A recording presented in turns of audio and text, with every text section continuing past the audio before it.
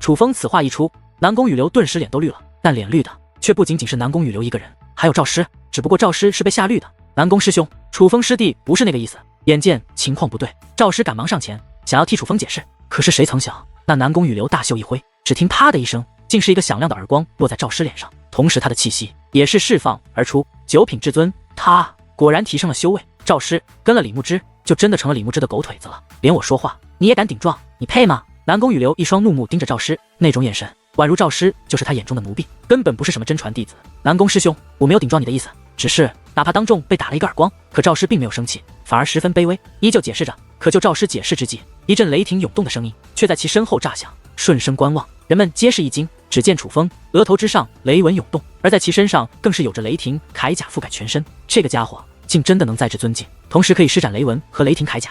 不对啊，他的气息怎么回事？不是说他是6品至尊吗？怎么在施展雷纹和雷霆铠甲之后，却是达到了9品至尊？难道他的真实修为已经达到了7品至尊？先前天上的天雷异象，该不会是他引起的吧？看到楚风身上的雷纹和雷霆铠甲，众人目光复杂。关于雷纹和雷霆铠甲之事，人们已是有所耳闻，但显然楚风此时的修为还是超出了人们的预料。尤其是想到先前那遮蔽虚空的天雷异象，人们更是感到震惊。不因别的，只因先前的异象实在太过恐怖。可眼下楚风却根本不理会众人的看法，他那怒火升腾的眼中只锁定了一个人，那便是南宫羽流。楚风师弟，别冲动。可眼见楚风状态不对，赵师却是赶忙扑向楚风，死死地抱住楚风，不想楚风出手。你这什么眼神？难道你想对我出手？虽然此时楚风的修为达到了9品至尊，可南宫羽流却依旧不以为然。无缘无故打一个女人，你着实该教训。楚风说道。好啊，那你就出手试试，我倒要看看今日咱们是谁教训谁。南宫羽流不屑地看着楚风。楚风师弟，你冷静一下。见状，赵师抱楚风抱得更紧，他知道若是今日楚风率先出手，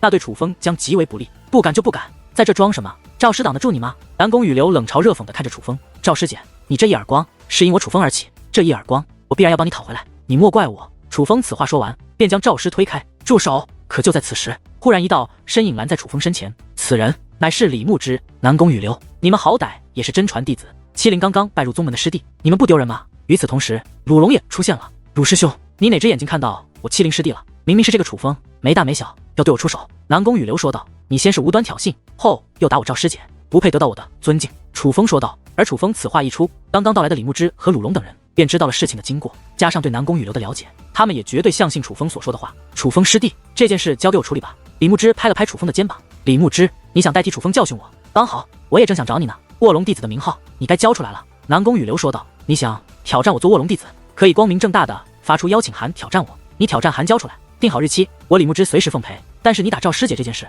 必须给个交代，现在你给我立刻向赵师妹道歉。李牧之说道。道歉认错，我若不道歉不认错，你又能如何？南宫羽流冷然一笑，随后大袖一挥，一道流光飞向李牧之。李牧之抬手一接，发现是一封信函，这是挑战函。3日之后，我会在卧龙五斗台公开向你李牧之发出挑战，挑战你的卧龙弟子之位。南宫羽流此话说完，便看向楚风。楚风，你以为李牧之能护着你？他已是自身难保，别以为打破了一次独孤凌天大人的记录，就真把自己当成第2个独孤凌天了。运气罢了，还真把自己当天才了。南宫羽流又将目光看向楚风。我楚风从未说自己是天才，但至少那雪域天风上刻写的名字是我楚风，而不是你南宫羽流。你若觉得我不行，那你也便是连我楚风也不如之人。怎么，你不服？你若不服，你去将雪域天风的名字换成你的。楚风也不甘示弱，直接公开嘲讽。笑话，打破一次记录就觉得自己可以了？依我看你只是运气好罢了。别说我不给你机会，黑水六指坛的淬炼不是马上开始了，那里也有独孤凌天大人的记录。你若能够打破那记录，我不仅向赵师赔礼道歉，我还让他还我10个耳光。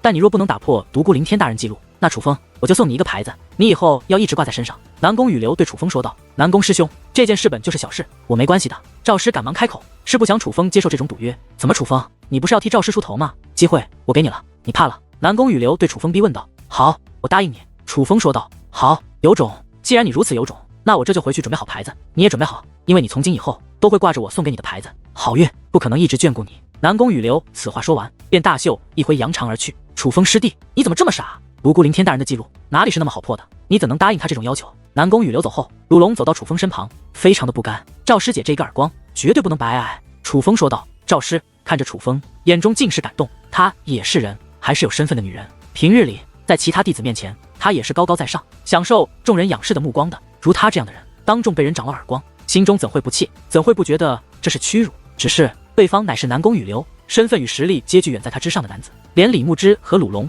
都不敢真正的为他出头，就足以证明南宫羽流的不简单。所以他只能忍，从一开始就选择接受这一切，接受这种屈辱。他是真的没有想到，在他都选择接受这一切的时候，还会有人为他出头，并且这个为他出头的还是楚风。他与楚风明明刚刚相识，并无交情可言，并且他之前甚至还嘲讽楚风、羞辱楚风，于情于理，楚风都没有帮他的理由。想到这里，他的眼泪也是不争气的流了下来。赵师妹，你哭什么呀？你别哭了呀！楚风师弟都为了你答应南宫羽流那么过分的要求了，你怎么还哭呢？鲁龙有些责怪的看着赵师，他不想怪赵师，但他却发自内心觉得楚风不该因为赵师而答应这种要求。赵师姐，你别哭，也别害怕，到时候我若胜了，你可以选择不打那南宫羽流，但是今日他动手打你，绝对是他不对，这件事绝对不能这样算了，我一定要让他当众向你道歉。相比于鲁龙，楚风则是安抚起赵师。楚风师弟，都怪我，这都怪我，你不该为了我承受如此风险。我去找南宫羽流，我去找他说清楚，让他取消和你的赌约。赵师的哭腔更严重，但不是难过，而是感动。赵师姐，你别去，你去了也没用，况且这件事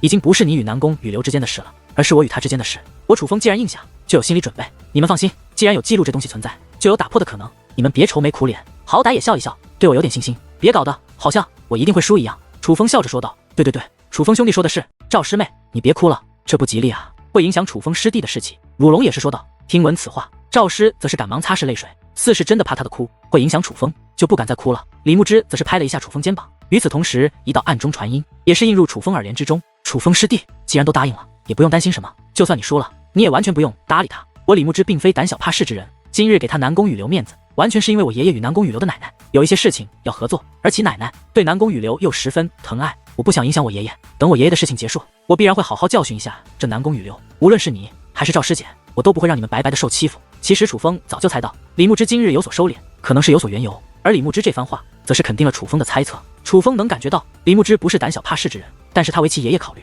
却也完全能够理解。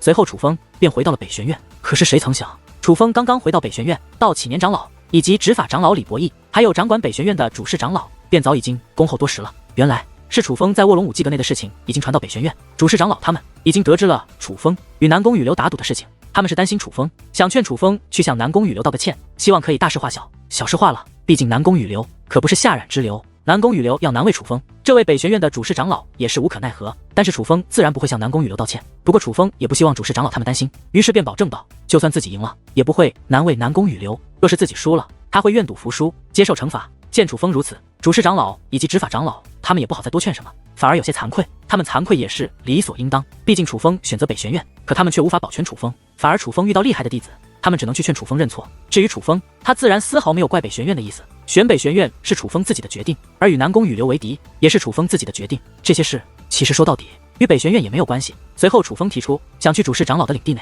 借辅助结界阵一用，主事长老本就心有惭愧，见自己能帮到楚风，自然立刻答应。于是楚风立刻前往了主事长老的领地，且顺利的布置了阵法。而此处的辅助结界阵的力量也是可以为自己所用的。可是北玄院这座辅助结界阵虽也是出自开宗祖师之手，但力量却也是较弱，根本无法对楚风起到帮助。但楚风也没有气馁，反而觉得这是一个好消息，至少这也是说明剩下的几座辅助结界阵也是可以用的。而且楚风得知南阙院的辅助结界阵是不弱于东龙院那座太多的，至于西虎院的辅助结界阵更是与东龙院那座相差不多，而宗主大人领地内那座辅助结界阵更是几座辅助结界阵中最强的。楚风若是有机会可以借用那3座辅助结界阵，那他觉得他的悟性还会增强，会加快破解卧龙魂甲的时间。算一算，楚风踏入卧龙武宗才短短几日时间，修为就已经有所增进。若是一切顺利，楚风接下来的修为还会突飞猛进，搞不好真的能在短时间内就踏入武尊境，而这可是之前的楚风想都不敢想的。可现在这件事却是很有可能成为现实。若是能够踏入武尊境，哪怕圣光一族，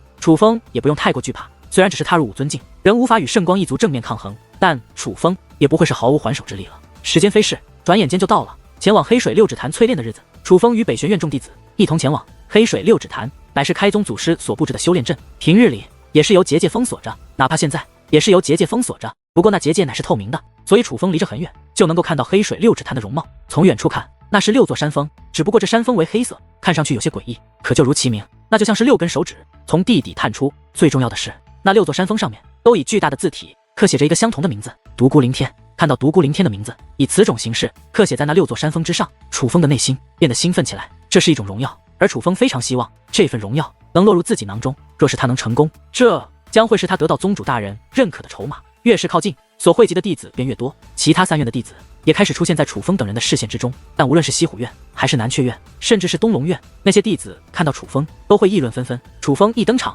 便立刻成为了全场的焦点。楚风虽然刚刚踏入卧龙武宗，哪怕在这些新人弟子中，他也是一个新人中的新人。可是现如今，楚风不仅有打破独孤凌天大人纪录，拥有神级天赋等光环在身，他加入争夺紫灵的行列，且与南宫羽流进行对赌的事情，如今也是传得沸沸扬扬。楚风已经成为当今卧龙武宗内话题性最强的弟子。但是相比于最初，那些弟子看到他都会投来鄙夷目光，谈论时尽是嘲讽的话语。如今这些人看向楚风，或多或少都有着一些畏惧，毕竟他们之中可没有人是楚风的对手。他们也自知与楚风相比，他们根本没有资格。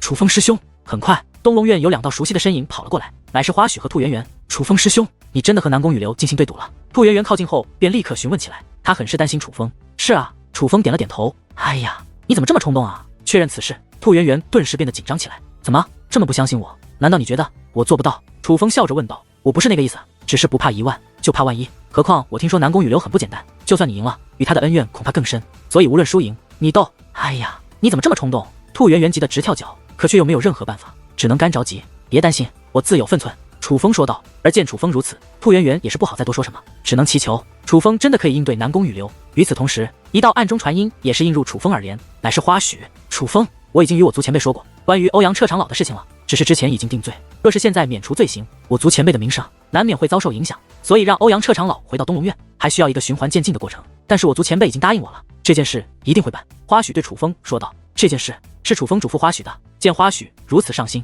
楚风也是颇为满意。楚风等人都汇集在黑水六指潭之外，在黑水六指潭这里也有着一位护法守护，那是一个留着一头黑发，脸上带有疤痕且面容冷酷的老者。当时间到了之后，他便打开了守护结界的大门，让楚风等人进到黑水六指潭内部。靠近之后，黑水六指潭的全貌也是清晰地浮现在了楚风对于眼底。6座拔地而起的山峰下面有着7座水潭，其中6座乃是独立的，分别位列6指山峰下面，分别与6座山峰相连，而第7座则是与其他6座水潭相连。这第7座水潭乃是终点，能够隐约看到6座水潭的水在向第7座水潭流动，只是流通的速度很慢，若不仔细观察，根本就看不出来。不过在那第7座水潭旁边却竖立着一道石碑，上面写着一个禁字。不仅如此，在第7座水潭上面也有用结界之力刻写而成的巨大禁字，那禁字如同一张大网，将第7座水潭覆盖了起来。但这道禁字并没有封锁作用，只是警示的作用，并且这不是开宗祖师的阵法，而是后面有人另加上去的。在黑水六指潭内淬炼，它会唤醒你们体内的量，让你们彻底与卧龙武宗融为一体，真正感受到卧龙武宗内的天地能量。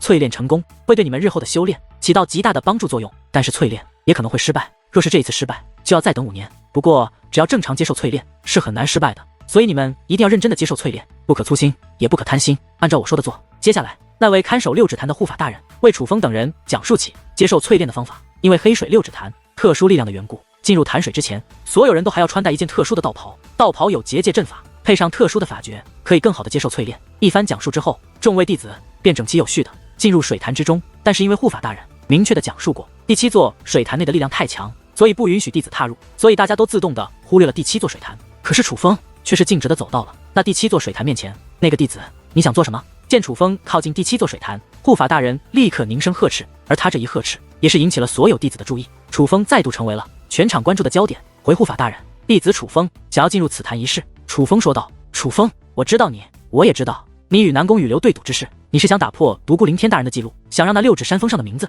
换成你楚风的。但是楚风，我先前说的话你是没听到吗？你可知道这第7座水潭的凶险，你若无法掌控它的力量，你会被其吞没，你会丧命于其中，没人就得了你。那护法大人问道。回护法大人，楚风知晓，若是楚风出现3长2短，弟子愿一人承担。楚风说道。楚风，不管怎么说，你都是我卧龙武宗的弟子，我还是想劝你一句，这黑水6指潭与雪域天峰可不相同，你不该因为一句赌约而葬送了自己的前程，你更不该因为自己的虚荣而葬送了自己的前程。那护法大人对楚风说道。虽然谁都听得出来他是为楚风好，但人们也都听得出来他对楚风的轻视，甚至是鄙视。他提醒楚风，就好像在做一个护法该做的职责，但是他并不看好楚风，甚至觉得楚风执意踏入第7座水潭，乃是因为楚风的虚荣心作祟。护法大人，楚风想试试，护法大人能否成全？楚风再度抱拳问道。他心意已决，谁都改变不了。第7座水潭不是不可以下，该说的我已经说过了，你若非要下，我不阻拦你，但是后果自负。但是楚风，我还是要提醒你一句，哪怕你要踏入其中，能承受住其中的力量，但你也只有半个时辰的时间。半个时辰之内，若是能让水潭内的阵法亮起，你便是打破了独孤凌天大人的记录；若是不能，你就必须立刻给我出来，否则潭水会变得狂暴，没人就得了你。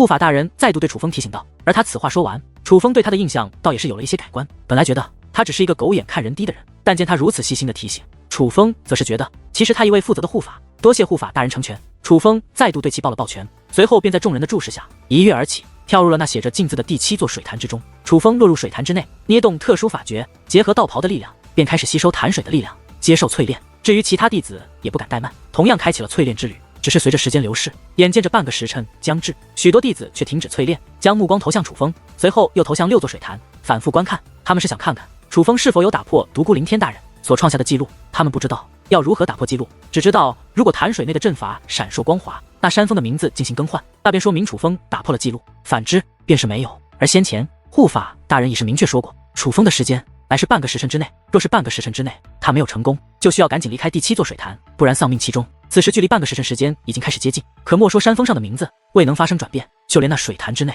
也是没有任何变化。楚风也是睁开眼眸看了一眼变化，眼见着未能引起丝毫变化，他便闭上眼睛，再度专注地接受淬炼。楚风，时间将至，你若想保命，就立刻起身吧。可楚风刚刚闭眼，护法大人便催促起来：“护法大人，容弟子再试一试，弟子不能输。”楚风显得有些焦急，他不想失败。楚风，做人要有自知之明，倘若独孤凌天大人的记录你都能够打破，那你岂不是就可以成为超越宗主大人的人了？一次是运气，但运气不可能一直在你身边。快起来吧！护法大人说这话的时候，嘴角带着一丝笑意，就如他的话语一样，满是嘲讽之意。但楚风却丝毫没有起身的打算，开始无视护法大人的话。楚风师兄，时间真的快到了。见状，兔圆圆也是忍不住开口，就如他所说，半个时辰的时间马上就快要到了。若是半个时辰到后，那水潭真的会吞噬楚风，可就实在不妙。这楚风若继续下去，是会付出代价的。虚荣之心，有些时候真是害人啊！这楚风太高估自己了，真以为自己能比肩独孤凌天大人不成？眼见着时间将至，楚风不仅没有丝毫离开的打算，在场的一些弟子们也是开始暗中传音，或是小声议论起来。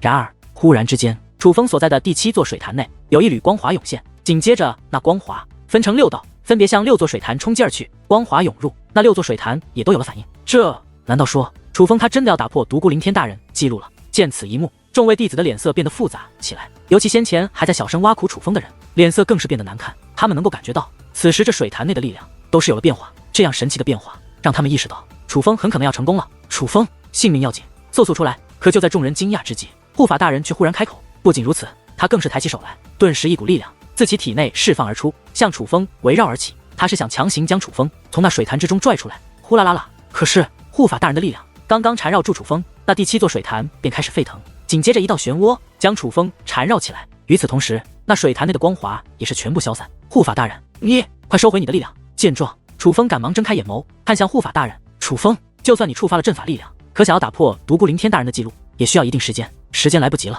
水潭已经沸腾，老夫是在救你。护法大人并没有丝毫收力的打算。护法大人，弟子可以的，请你收回力量！楚风大声呼喊。楚风，不要执迷不悟，快配合老夫，以全力挣脱，莫要再在其中，否则你会丧命在里面。护法大人不仅没有停手，反而对楚风进行劝阻。见状，楚风的脸色也是变得阴沉起来。这位护法，我楚风与你无冤无仇，你为何要害我？楚风的语气变得不善。嗨，楚风，你在说什么？护法大人明明是在救你啊！楚风的话引得众位弟子也是十分不解，有人开始斥责楚风，可楚风却不理会旁人说什么，而是继续对护法大人发出质问。难道你是收了南宫羽流好处，所以才要害弟子吗？楚风，你休要不知好歹，老夫明明是在救你，你莫要再为了一时虚荣而执迷不悟，你性命要紧！快！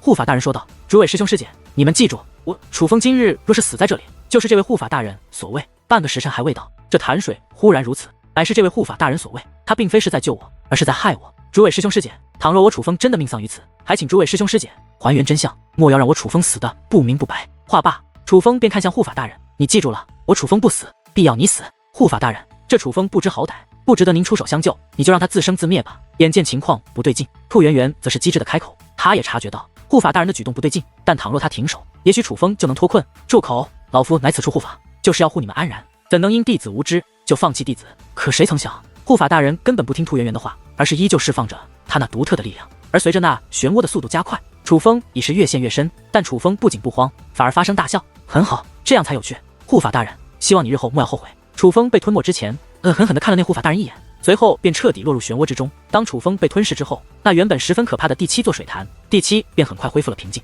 此子真是冥顽不灵，被欲望蒙蔽了心智，竟宁愿葬身其中，也不愿离开。可惜了，护法大人一脸悲痛。护法大人，楚风咎由自取，您莫要因为他而难过。是啊，护法大人，那楚风虽然有些天赋，可做人实在混账，您好心帮他，他不仅不领情，反而说您害他，他也是活该去死。众位弟子纷纷开口安慰起护法大人，不可这样说，不管怎么说，他也是我卧龙武宗弟子，也是你们的同门罢了。此事既已发生，老夫也是无力回天，你们快专心淬炼，莫要浪费了此次大好机会。护法大人对众人说道，而那些弟子则是赶忙立刻开始淬炼。他们其实根本不关心楚风死活，更不会有人因为楚风的死而去帮楚风伸冤，就连花絮也是立刻开始了淬炼。唯有一个人已经没有心思进行淬炼，此人便是兔圆圆。只是他知道，哪怕护法大人有问题，但他也根本无能为力，只能为楚风之死而感到叹息。只是兔圆圆不知道的是，在卧龙武宗的另外一个地方，忽然一道结界门凭空出现，紧接着一道身影也是跌落而出。此人正是楚风。虽然此时的楚风大口地喘着粗气，浑身上下更是布满黑色的痰水，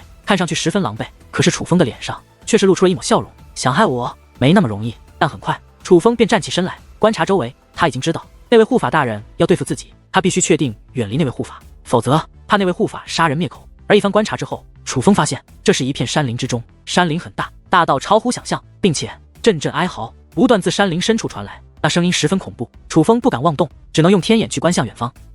只是当楚风的目光落在一棵参天大树下的石碑时，却也是十分意外。那石碑很是古朴，看上去已经有了不少年头，上面更是长满了青苔，但楚风还是能够看清那石碑上所刻写的字，那乃是凶兽玉界。凶兽玉界为何地？楚风当然知晓，那乃是每年开启一次的修炼之地，但唯有卧龙弟子和真传弟子才有资格进入此处。楚风之前帮助李牧之炼制的6件宝物，就是用在这凶兽玉界之中的。难道说黑水五指坛与凶兽玉界相连？楚风之所以会有这样的猜想，但是楚风不仅发现了那颗写凶兽玉界的石碑，楚风还发现这大到超乎想象的丛林内更是遍布凶兽。只是天眼视线所及之处，楚风所发现的凶兽数量就达几十只，其中最强的一只修为竟与楚风相同，达到了6品至尊境，所以楚风判断此地必然就是李牧之等人进行狩猎的凶兽玉界了。可忽然楚风脸庞扭曲，面露难忍之色，他察觉不对，便赶忙解开衣衫，发现自己的身上刻满了黑色的纹路。那黑色纹路看上去颇为神秘，且散发气息，而那气息竟与黑水6指坛内的黑水一样，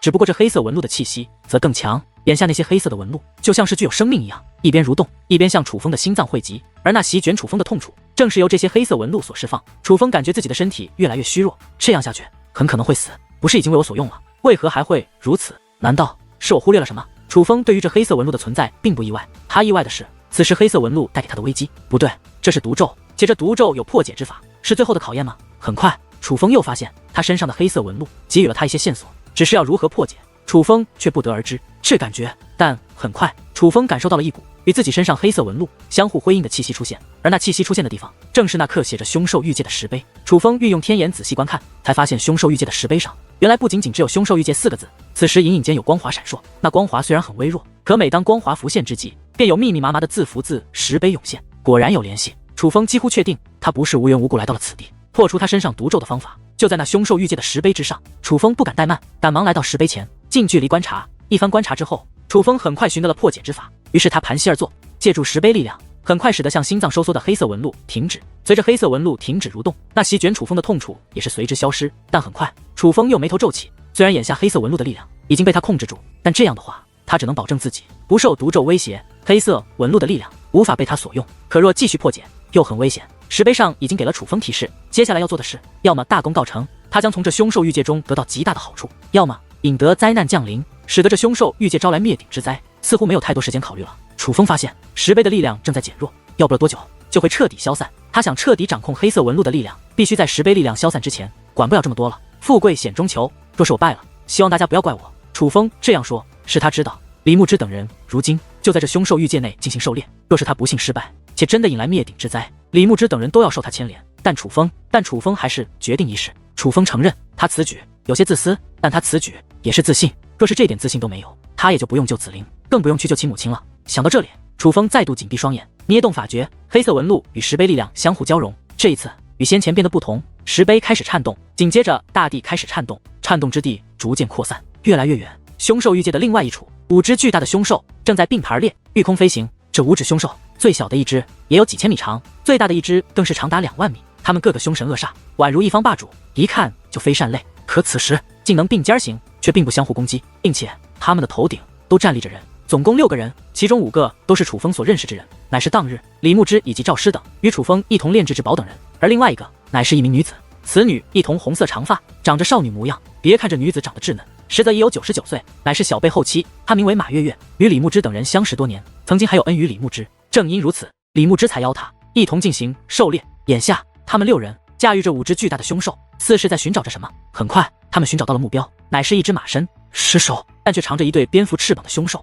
这只凶兽身躯长达10000米有余，身高也有5000米。它趴在丛林之中，宛如一座小型山脉。若是寻常人看到此等生物，必然吓得屁滚尿流。可李牧之等人不仅不惧，反而在看到他后，快速地向那凶兽冲击而去。当发觉有人靠近，便立刻发出怒吼，怒吼震荡，化作飓风。飓风席卷之际，周围的树木纷纷拔地而起，连大地都被硬生生掀出了一道巨坑。强大的破坏力可以看出他的实力。这只凶兽乃是1品5尊境，可是那凶兽刚刚发动攻势，那由李牧之等人驾驭自虚空而来的5只凶兽也同时发动了攻势，其中4只凶兽的气息同样是1品5尊，而李牧之所驾驭的那只凶兽气息更是达到了2品5尊。这5只凶兽同时出手，那只尸兽马身的凶兽尽管奋力挣扎，可却也立刻被压制住。马师姐，这只凶兽适合你，就这只吧。李牧之看向了站在他身旁的马月月，我看也是真不错，就他了。马月月先是笑着点头，随后便双手捏诀，法诀运转，其手指的戒指便闪烁起微微光华，同时他的眼眸也是闪烁起与戒指相同的光华。那戒指不是寻常戒指，乃是当日在楚风帮助下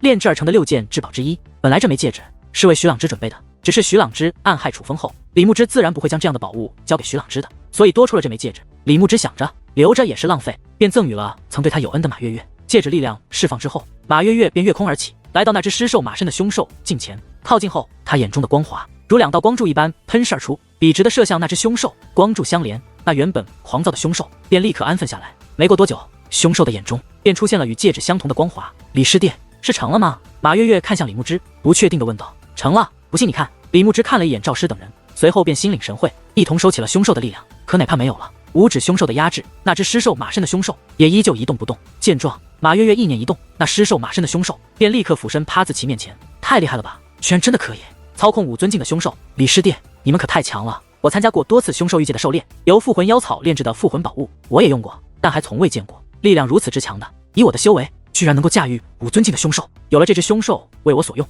此次狩猎必然会有极大收获，真不知道该如何感谢你们。当马月月确定这凶兽已经受他操纵后，也是变得格外兴奋。马师姐，你不用谢我，要谢就谢楚风吧。李牧之说道。楚风怎么有些耳熟？马月月叹道。莫非是打破了独孤凌天大人记录那个楚风？马月月问道。马师姐，正是那个楚风。李牧之说道。想不到啊，李师弟，你居然还认识他呢。我此次出关听到的最大的事件就是这个了，不过很多人都说他是运气，其实实力很弱。李师弟，你既然认识他，那你应该更了解。怎么样，这楚风到底是不是真材实料？马月月好奇地问道。马师姐，这6件复魂宝物可都是楚风的功劳，是他帮我们打造出来的。李牧之直接回答。可是他的这番话却已是回答当真，他竟有如此本事。马月月忍不住看了一眼手指上的戒指，神情有些惊讶。马师姐此事当真，我们都能作证。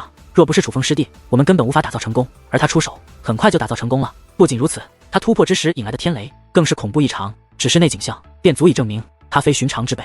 紧接着赵师等人也是纷纷作证，这楚风竟这样厉害，回头可要把他介绍给我。你马师姐我还单身呢。马月月笑嘻嘻地说道。马师姐，这个恐怕有点难。见状，李牧之也是一脸的坏笑。难？为何？难道你马师姐我的长相他还看不上吗？马月月问道。马师姐，你刚出关，可能还没听说宗主大人为紫菱师妹招亲之事。随后李牧之便将紫菱之事以及楚风报名的事情都告知了马月月。可哪怕明知道楚风心系紫菱，但马月月却不以为然，挑了挑眉，便自信满满的说道。紫菱师妹可是宗主大人的心头肉，楚风未必能得到，况且就算他真的得逞了，那也没关系啊，我不介意做妾。见马月月如此，李牧之等人也是面带笑意。他们都了解马月月，知道马月月喜欢开玩笑。可忽然间，阵阵轰鸣自远方传来，却声音越来越强。定目观望，不仅轰鸣四起，更是有无数凶兽，或是从林奔跑，或是御空而行，快速地向他们的方向而来。起初，李牧之等人以为他们是遭受到了凶兽的联手攻击，可很快他们发现不对劲，那轰鸣并非因凶兽而起，而是某种原因所引起的大地震动。那震动之势太过恐怖，莫说转眼间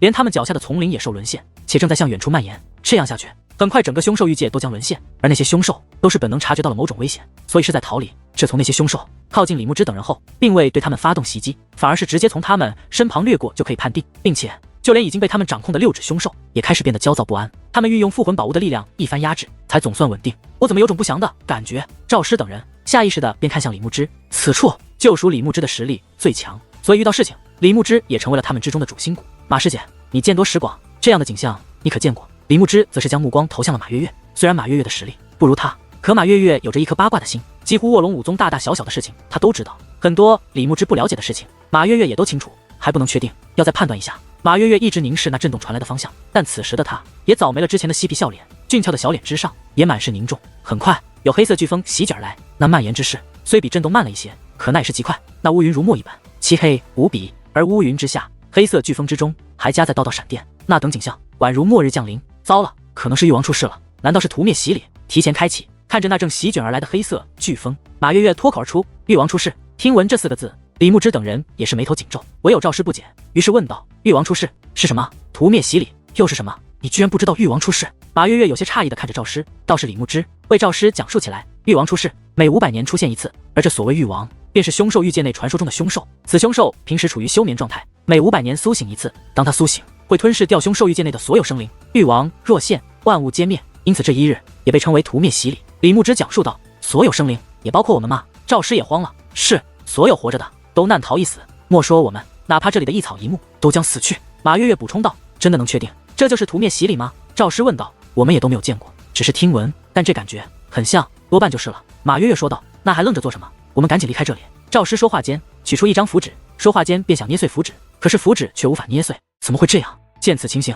赵师更慌了。这是他们可以随时脱离凶兽域界的符纸，是用来保命的。正常来说，只要捏碎符纸，就可以被阵法力量传送出凶兽域界。可现在这符纸似乎失效了，没用的。誉王出世，屠灭洗礼开启，除了封锁阵法外，其他阵法力量都会失效。看来真的是屠灭洗礼提前开启了。马月月叹道：“难道说我们都要死在这里了吗？既然今日是屠灭洗礼的日子，为何还要我们进来修炼？难道是我们得罪了谁？有谁要害我们？”另外一名男弟子也是问道，虽为男子，可他却也十分恐慌，声音都在颤抖，情绪近乎崩溃。毕竟他不想死，尤其他身为真传弟子，还有着大好前程。屠灭洗礼之后，10年之内凶兽域界都不会开放的，更别说进来修炼了。算一算时间，还没到屠灭洗礼的日子，怎么提前了呢？李牧之说道：“以前倒是也出现过这种提前开启的情况，但是那一次的屠灭洗礼被阻止了。”马月月说道：“马师姐，你是说独孤凌天大人那一次？”李牧之问道。李牧之也曾听说，在此之前，凶兽域界也发生过相似的意外，那也是在此之前唯一的一次意外。不过很幸运的是，那一次进行狩猎的弟子都活了下来，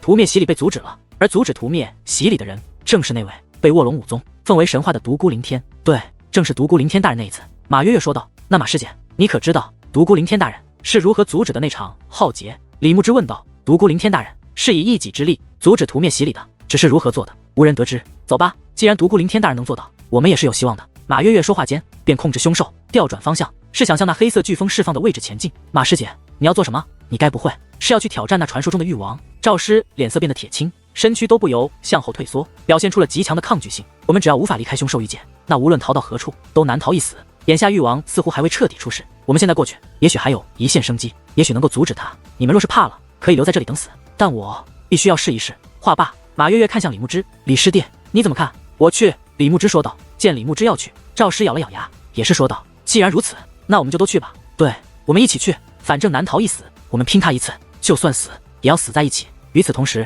另外几位真传弟子也是说道。决定之后，马月月等人便立刻动身，向那黑色飓风传来的方向飞掠而去。黑色飓风太过恐怖，就连嗜杀成性、没有感情的凶兽也知道要逃离出去，唯有他们却向黑色飓风的深处行去。这种逆行的举动，就连逃离的凶兽们看到，也会忍不住驻足观望一眼，那种茫然的眼神是无法理解李牧之和马月月等人是何想法。但李牧之和马月月岂会不知那黑色飓风源头的凶险？可偏偏那里才是如今这凶兽域界之内唯一还有生机可循的地方。李牧之与马月月等6人一路逆行，途中不仅遇到大量逃窜的凶兽，还遇到了卧龙武宗的真传弟子。但是对于那些选择逃走的弟子，他们也没有进行劝阻，毕竟这种时候如何抉择，全凭个人。如今他们已是进入黑色飓风的深处，被电闪雷鸣所封锁。好在黑色飓风的破坏力并未彻底展现，他们还都抗得住。一番赶路之后，他们终于来到了黑色飓风的源头处。而在他们之前，已经有一些弟子率先赶到。真传弟子不谈，卧龙弟子之中便有名列第9与第8的端木兄弟。不过在他们2人之前，还有一位更厉害的角色，一只散发着3品武尊气息的凶兽身上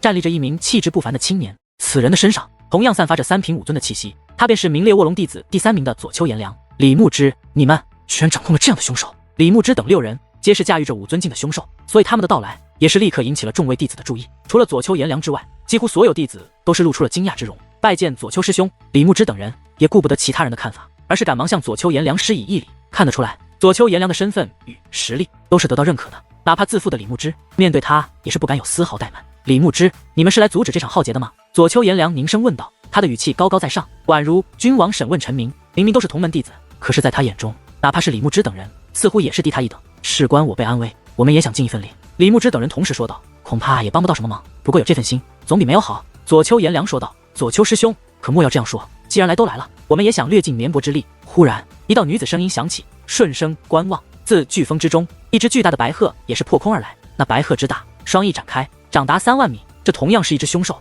别看外貌与其他凶兽天差的别，可实力却非常强横。它的身上散发着2品武尊的气息，但人们的注意力却都在白鹤凶兽脑袋上，一个极为渺小的身影，那是一名面容白皙、气质优雅的女子。当她一出现，只是气质方面，在场的所有女弟子都被压制了下去。倘若说在场女子皆是仙子，那么她便是仙子中的仙子。那重超凡脱俗、不食人间烟火的气质，在她的身上得到了完美的体现。哪怕她的容貌不是倾国倾城那种，可是只凭这份气质，便可以引起众人的注意力。当然，她也并非寻常角色，此人名为宋茜，乃是卧龙弟子中名列第5的存在。她与她的凶兽一样，都是2品武尊境，我怎么可能轻视我的宋师妹？其实我就是在等你来。见到宋茜，那左丘颜良的态度竟有了极大转变。倘若说在他眼中，李牧之等人都低他一等的话，那么宋茜至少在他眼中达到了同门的标准。左丘师兄，你先到一步，可有发现什么？宋茜靠前问道。他们虽然已来到了黑色飓风的源头处，可是在那源头处却有着一团巨大的球形风暴。那球形风暴的气息异常凶险，武尊境以下根本无法穿越，并且球形风暴也是无法看穿，没人知道那里面究竟是什么。可倘若真的是玉王现世，那玉王必然就在其中了。我猜玉王正在那风暴之中，我准备进去会一会他。宋师妹，卧龙剑阵可还记得？左丘颜良说话间，抽出一把金色长剑，长剑上面还刻着一条金龙。此剑有些特别，并未散发尊兵气息，看不出是何级别的兵刃，但它的材质却非同一般。若非要说兵刃，倒不如说它是一件宝物。卧龙剑阵，我岂会忘？宋茜说话间，同样亮出一把刻着金龙的金色长剑。左丘师兄，我也可以助你一臂之力。见状，李牧之也亮出了一把金色长剑。李牧之，我若没记错，你还无法掌控卧龙剑的力量吧？左丘颜良问道。我自身的确无法掌控，但我已附魂宝物，可催动这只凶兽的力量，由他助我，我必然能够掌控。李牧之说话间，便将捏出法诀，将金色长剑抛出，长剑入空，且捏动法诀之际，李牧之的眼中便涌现出了与剑身相同的金色光华。紧接着，那原本没有任何气息的金色长剑，竟散发出了9品至尊的气息。下一刻，李牧之脚下的凶兽发出一声怒吼，巨大的眼眸竟也变成剑身的金色，而紧接着，金色长剑的气息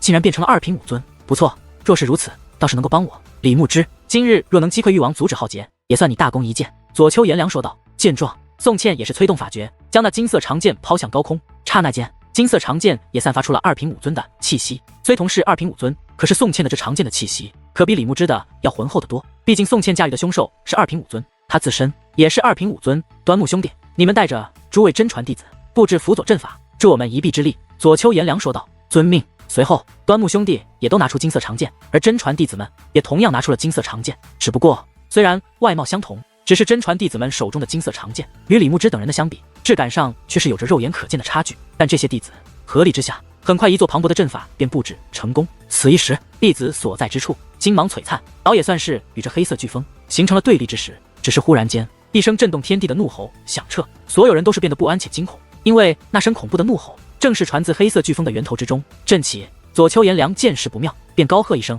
一声令下，李牧之与宋茜都是赶忙捏动法诀，驾驭凶兽，并肩来到左丘颜良身后。紧接着，捏动法诀的手掌对着左丘颜良一指，便有2道光芒射入左丘颜良体内。此一时，他们3人的气息达到了融合效果，而李牧之与宋茜催动的卧龙剑便受左丘颜良所控，全部来到了左丘颜良的身前。与此同时，端木兄弟以及众位真传弟子所布置的辅助阵法也将力量汇集到了左丘颜良的身上。眼下，左丘颜良不仅周身光芒涌动，气息更是俯视天地，宛如天神一般，立于这虚空之上，宛如没有任何生物能与他抗争一般。这样的他，何止威风凛凛，更是不可亵渎。可忽然之间，一声怒吼打破了他唯我独尊的气势，那恐怖的怒吼再度从风暴之中传来。只是这一次，伴随怒吼而来的还有庞然大物冲破风暴，暴露在了众人视线之中。那是一条妖蛟，只是这条妖蛟却长得十分诡异。首先，它有2个脑袋，并且那脑袋更像是老虎的脑袋，只不过比起老虎，它更加凶狠。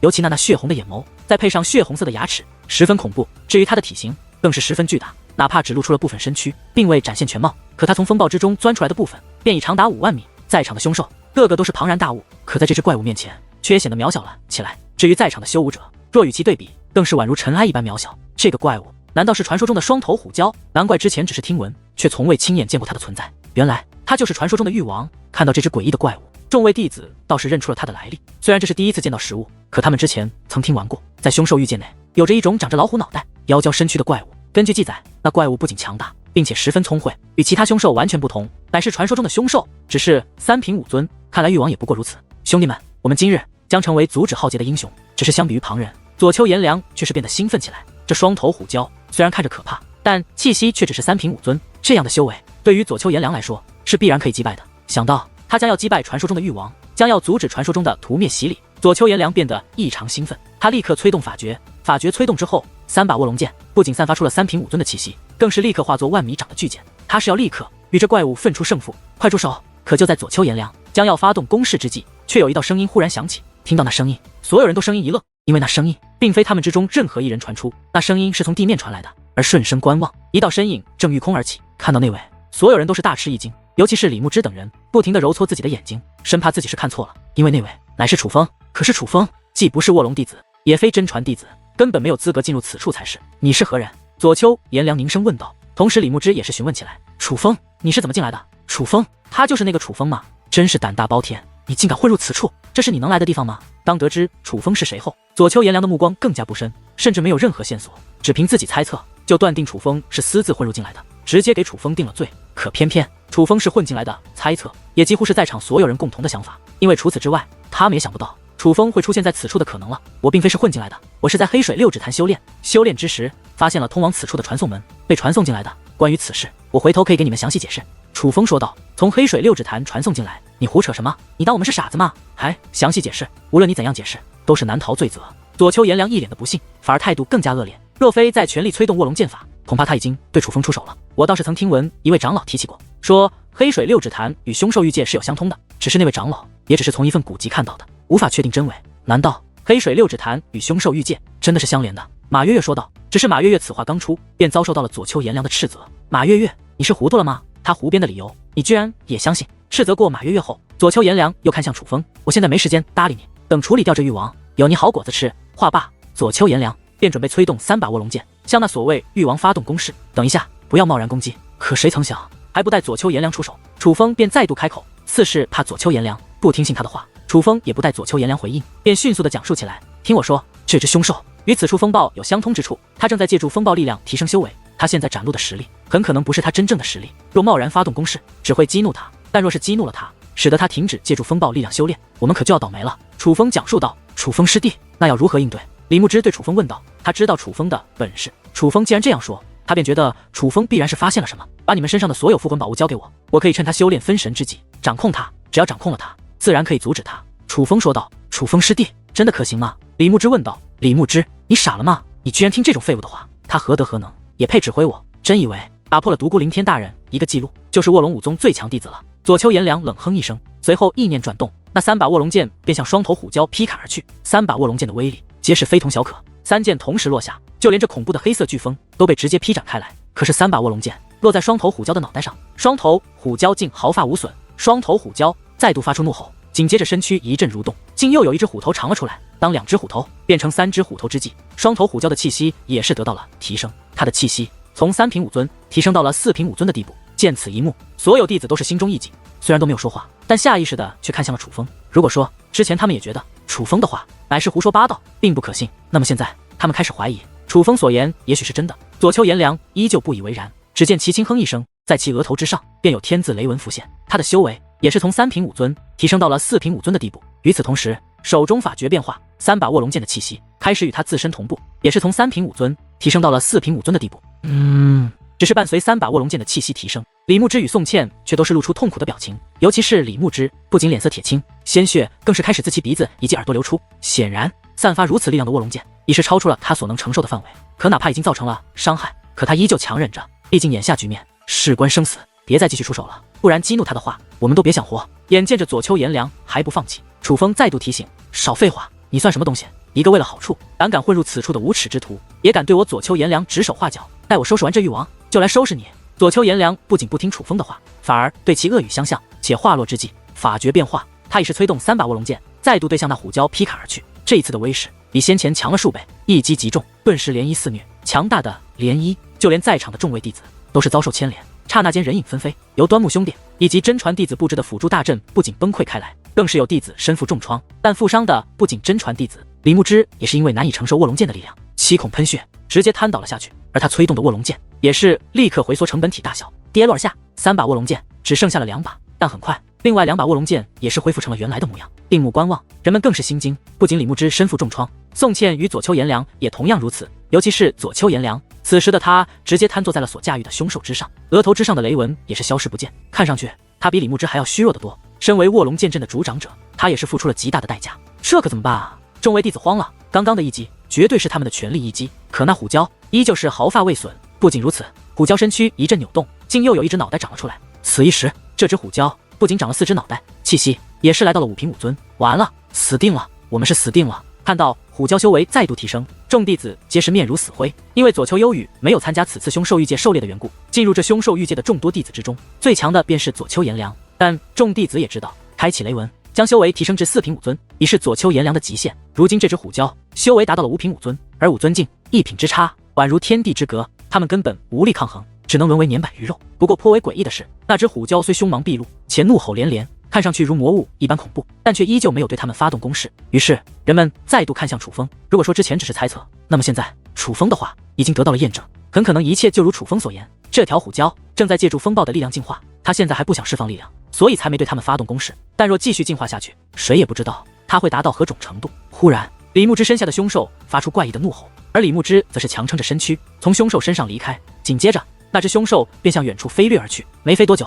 便传出一声闷响，那凶兽竟自爆而亡。但与此同时，李牧之的口中也有大口大口的鲜血喷涌而出，仿佛受到了重创。楚风师弟，接着，但李牧之根本顾不得伤势，而是将自己的复魂宝物取下，丢向了楚风。见状，赵师以及马月月等人也纷纷效仿李牧之。为了避免取走复魂宝物后凶兽失控，他们也都先运用复魂宝物的力量让凶兽自爆。但因为复魂宝物与凶兽相连，所以当凶兽自爆后，他们也为此付出了不小的代价。可他们也顾不得伤势，而是赶忙摘下复魂宝物丢向了楚风。这一幕倒是颇为壮烈，只是如此壮烈的一幕，却也有人感到不爽。那位便是左丘颜良，你们居然相信他的一派胡言，真是愚蠢至极。左丘颜良很是不爽地说道，若不是他伤势严重，必然会阻止这一切。左丘师兄，我们现在也没有其他办法了，试一试总比等死要强啊。见左丘颜良不悦，赵师等人赶忙解释起来，毕竟他们还是很惧怕左丘颜良的。荒谬，强攻不行，也许还有其他方法，但他想用复魂宝物掌控域王，这不是纯心激怒域王吗？你们也不看看那个楚风是什么修为，而域王如今又是何等修为？你们好歹也是真传弟子，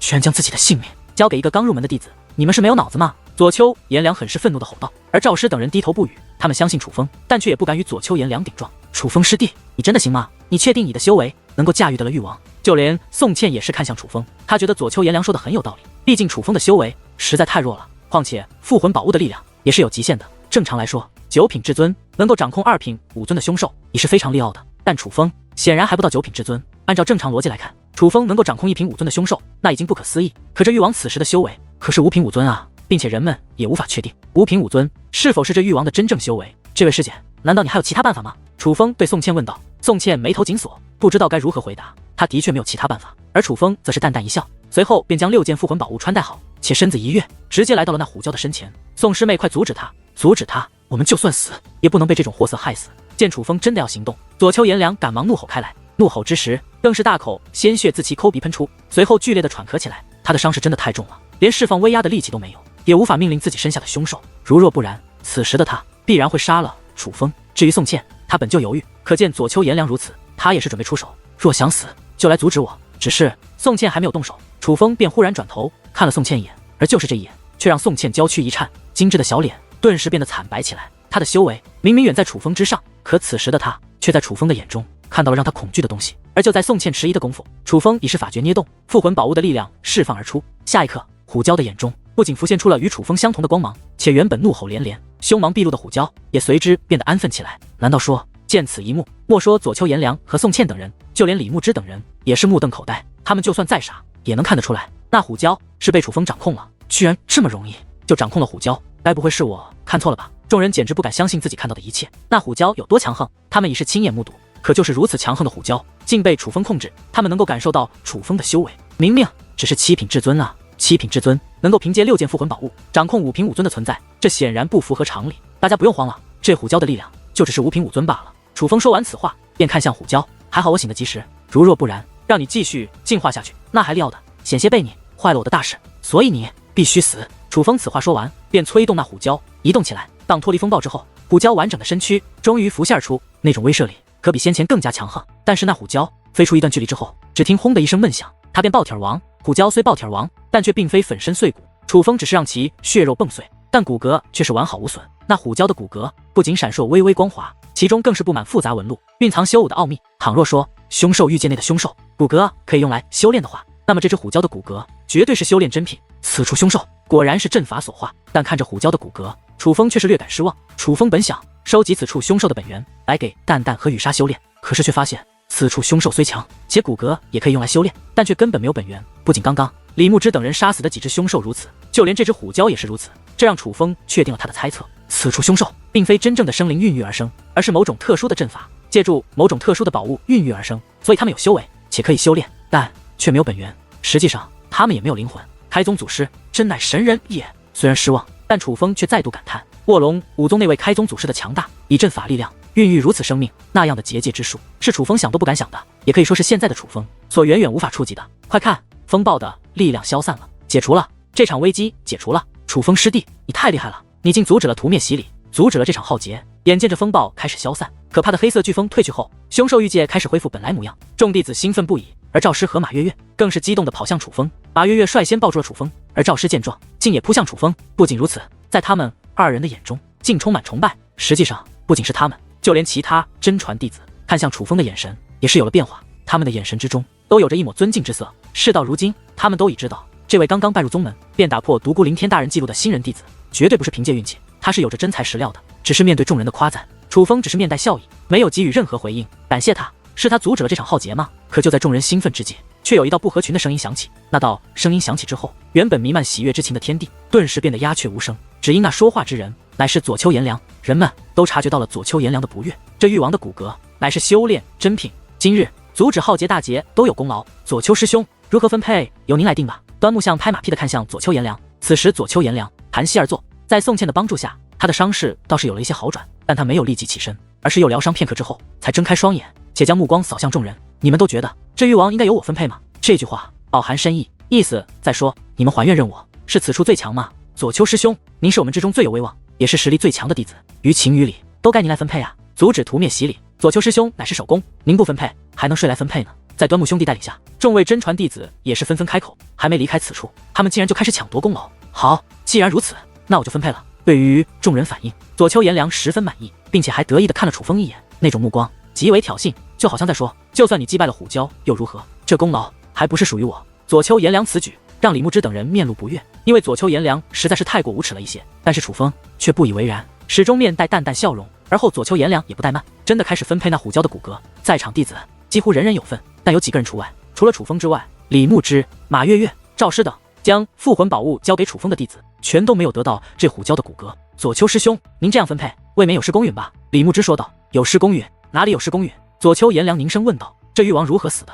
乃是楚风师弟将其杀死。今日来到此处之人都有阻止浩劫之心，说大家都有功劳，我李牧之不反对，但要说最大的功劳，那便非楚风师弟莫属。按理来说，如何分配都应该由楚风师弟来说，怎么分配起来却无楚风师弟那份？李牧之很是不悦地质问起来。其实他也怕左丘炎凉，但是他实在看不下去了，实在是看不惯左丘炎凉这无耻的行径。李牧之，你知道为何楚风与你们6人都没有得到这誉王的骨骼吗？左丘炎凉问道。我正是不解，所以才问。李牧之说道。你真的以为那誉王是楚风击败的？你真的以为你们6个将复魂宝物交给楚风，助他掌控誉王也是大功一件？我告诉你们，誉王虽死，但绝非你们功劳，而是刚刚我催动卧龙剑阵，将其击成重伤。莫说是那楚风，就算是在场任何一个人都可以用复魂宝物控制誉王，因为他已是重伤之身，根本毫无意志可言。但让誉王重伤的乃是我左丘炎凉，而那楚风不过是坐享其成罢了。左丘炎凉说道。左丘炎凉，你！李牧之气得咬牙切齿，青筋都爆了出来。他无论如何也没有想到左丘炎凉竟无耻到了这种地步，明明他之前的攻势都是徒劳，甚至还险些酿成大祸，最后是楚风凭借一己之力扭转乾坤，阻止了浩劫，可竟硬生生的被左丘炎凉说楚风是他的功劳，反而污蔑楚风坐享其成。不仅是李牧之，就连其他人也是颇为无语。人们仿佛第一次见识到了左丘炎凉真正的嘴脸。在此之前，人们也没有想到左丘炎凉会无耻到这种地步。就算他想抢功劳，可是用这样的说辞，大家也都觉得太牵强，太过分了一些。